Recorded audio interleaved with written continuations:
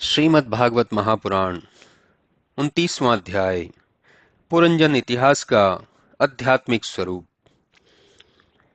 प्राचीन बहिष बोले, हे भगवान, मैं आपके कहे हुए इस गूढ़ कथन को नहीं समझ पाता हूँ। इसे तो विद्वान जन ही समझ सकते हैं, अतः आप इसे स्पष्ट करके बतलाइए। नारद जी बोले, हे राजन, सुनो। पुरंजन का अर्थ जीव है। उसकी पूरी शरीर है, जो 4 पैरों वाला तथा बिना पैर का भी होता है, अर्थात मित्र ईश्वर है, क्योंकि उसे कोई नहीं जान सकता। त्वक स्पर्श विषय है। शरीर के 9 छिद्र, 9 द्वार हैं। जिस पुरी की स्वामिनी बुद्धि है, जो मैं और मेरा भावना करती है, तथा वह जीव इस शरीर रूपी नगर में रहकर बुद्धि के आश्रय इंद्रियों के द्वारा विषयों को भोगता है, जिसके द्वारा उसे विषयों का ज्ञान होता है और फिर वह वैसे ही कर्म करने लगता है। पुरंजनी की सखियां इंद्रियों की वृत्तियां हैं।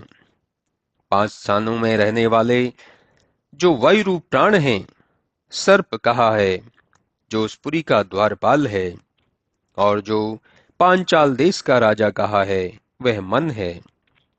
दोनों नेत्र और दोनों नासिका के छिद्र नलिनी और नालिनी नामक द्वार हैं। गंध सौरभ देश है। मुख मुख्य नामक द्वार है। श्रुतघर नामक मित्र श्रोत इंद्र है।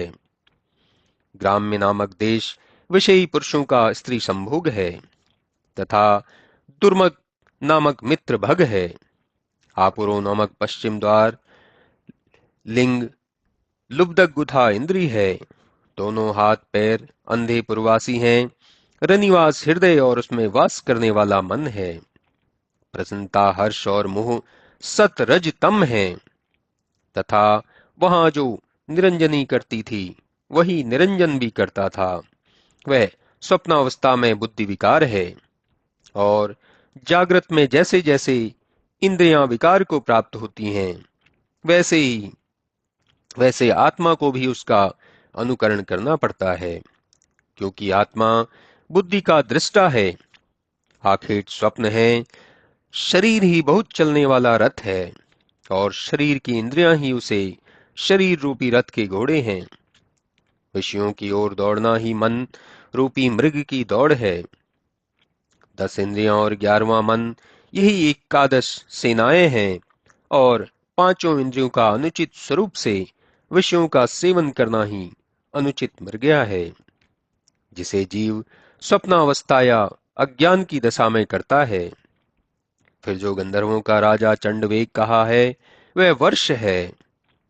काल कन्या बुढ़ापा है, कि जिसका आगमन बड़ा ही कष्टकारक होता है, और लोगों को मारने के लिए यवन राजा ने जिसे अपनी बहन बनाया है, तथा वह यवनेश्वर ही मृत्यु है। उसके सैनिक अनेक प्रकार की मानसिक पीड़ाएं हैं। शीत और ताप नामक ज्वर, यही उसके प्रज्वार नामक भाई हैं, कि जो प्राणियों को पीड़ा देकर मारने में शीघ्रता करते हैं।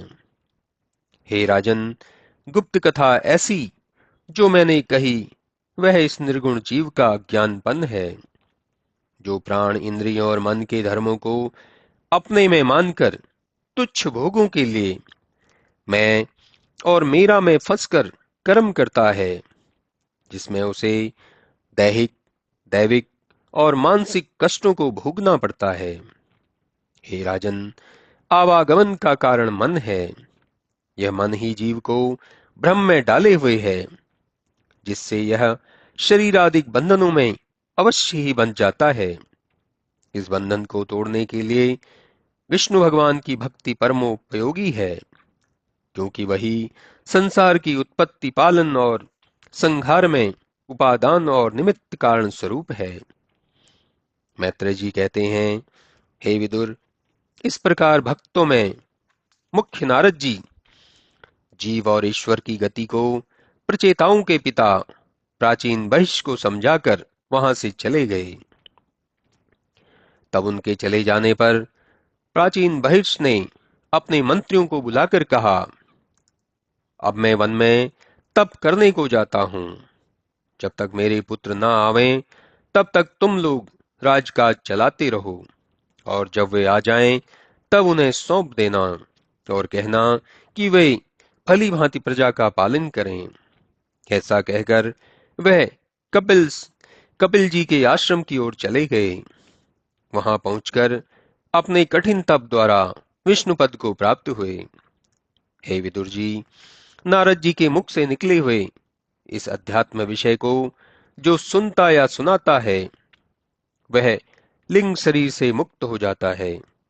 जो प्रेम सहित इसका कीर्तन करता है, वह सब बंधनों से छूटकर फिर आवागमन में नहीं पड़ता, क्योंकि इसे पूर्णतः समझ लेने पर अहंकार का नाश हो जाता है, और अहंकार नष्ट होने से उसका परलोक कैसे बीतेगा, इसकी चिंता उसे छूट जाती है।